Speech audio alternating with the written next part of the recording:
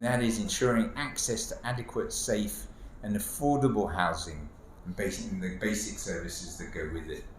So many people in Pakistan don't have a home, or if they have a house, they have no tenure on it. They don't know if they'll be in that house next week, next month.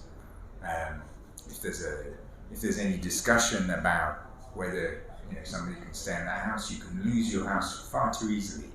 Now, again, the government's done some really excellent work since the floods with the Sindh People's Housing Fund, which will provide housing and land tenure with that housing for millions of people. But Pakistan is such a huge country that great idea needs to be taken to other provinces like Punjab and Balochistan and further expanded. It's something that matters to so many more citizens. So something to keep pushing and developing. And then finally, a key target, which is to develop effective and accountable and transparent institutions at all levels. I've been going around the whole of the country these last 3 weeks, having dialogues in 12 cities with maybe more than 1,000 local leaders that represented every element of society: women's groups, farmers, workers' organisations, chambers of commerce, bar councils, press clubs, groups representing minorities, rural support networks, associations, and engaging with them to understand what matters to them for development, what are the priorities, what are the obstacles, and how we could accelerate. And one of the things that really struck me was how much potential there is in the towns, cities, and districts and union councils across the country. We tend to think of ourselves as being very constrained by lack of resources, but when you go out across the country, you're struck by the wealth, the initiative, the dynamism of our people. However, one of the challenges we have, and this is a governance challenge, is that if you are in a union council or a district and you want to come together, government, business, civil society, and you want to come together and you want to set yourselves a vision for the future about how do you want to develop your union council, how do you want to develop your district, there is no natural place for those conversations to come.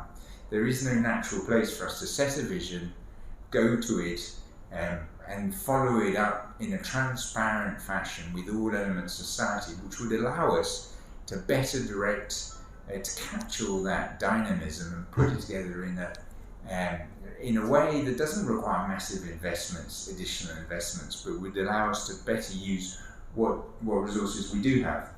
And so that sort of gap at the local government level is a huge gap. Some parts of the country, we've got locally affected officials, but the mandates of those locally affected officials are somewhat limited.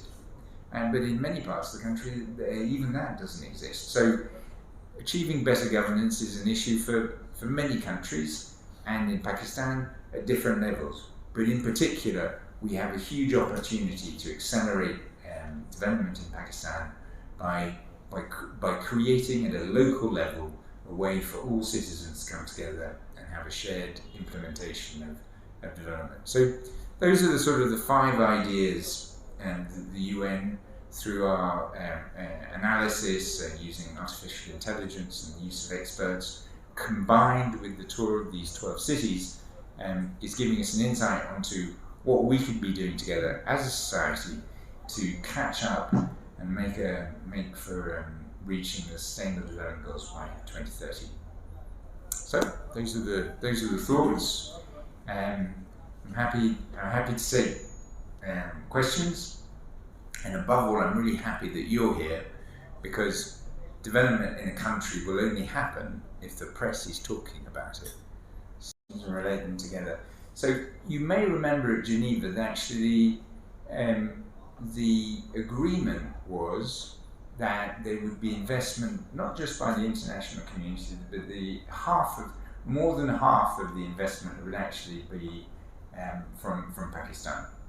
So when we look at reconstructing the Indus Basin and the flood-affected areas, I think the precise agreement was that it was going to be about 40% from the government.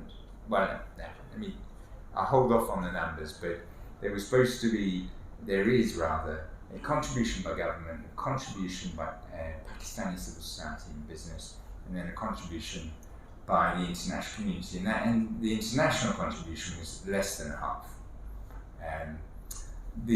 At the Geneva conference, there were pledges in excess of the 9 billion that had been asked for, and we have been following up the United Nations in support of the government of Pakistan with Economic Affairs Division, Planning Development Special Initiatives. And I'm happy to say that the investments from the international community for reconstruction are on track.